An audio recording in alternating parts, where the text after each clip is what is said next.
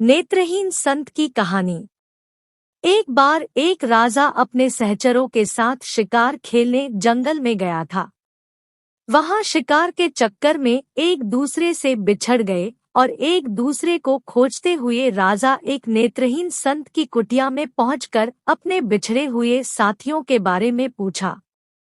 नेत्रहीन संत ने कहा, महाराज, सबसे पहले आपके सिपाही गए हैं, बाद में आपके मंत्री गए, अब आप स्वयं पधारे हैं।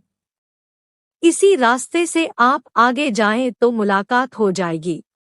संत के बताए हुए रास्ते में राजा ने घोड़ा दौड़ाया और जल्दी ही अपने सहयोगियों से जा मिला और नेत्रहीन संत के कथनानुसार ही एक दूसरे से आगे पीछे पहुंचे थे। यह बात राजा के दिमाग में घर कर गई कि नेत्रहीन संत को कैसे पता चला कि कौन किस ओहदे वाला जा रहा है। लौटे समय राजा अपने अनुचरों को साथ लेकर संत की कुटिया में पहुंचकर संत से प्रश्न किया कि आप नेत्रविहीन होते हुए कैसे जान गए कि कौन जा रहा है, कौन आ रहा है? राजा की बात सुनकर नेत्रहीन संत ने कहा, महाराज, आदमी की हैसियत का ज्ञान नेत्रों से नहीं उसकी बातचीत से होती है। सबसे पहले जब आपके सिपाही मेरे पास से गुजरे तब उन्होंने मुझसे पूछा कि अंधे इधर से किसी के जाते हुए की आहट सुनाई दी क्या?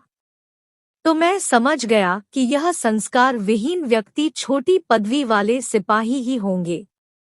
जब आपके मंत्री जी आए तब उन्होंने पूछा, बाबा जी इधर से किसी को जाते हुए? तो मैं समझ गया कि यह किसी उच्च ओहदे वाला है, क्योंकि बिना संस्कारित व्यक्ति किसी बड़े पद पर आसीन नहीं होता। इसलिए मैंने आपसे कहा कि सिपाहियों के पीछे मंत्री जी गए हैं।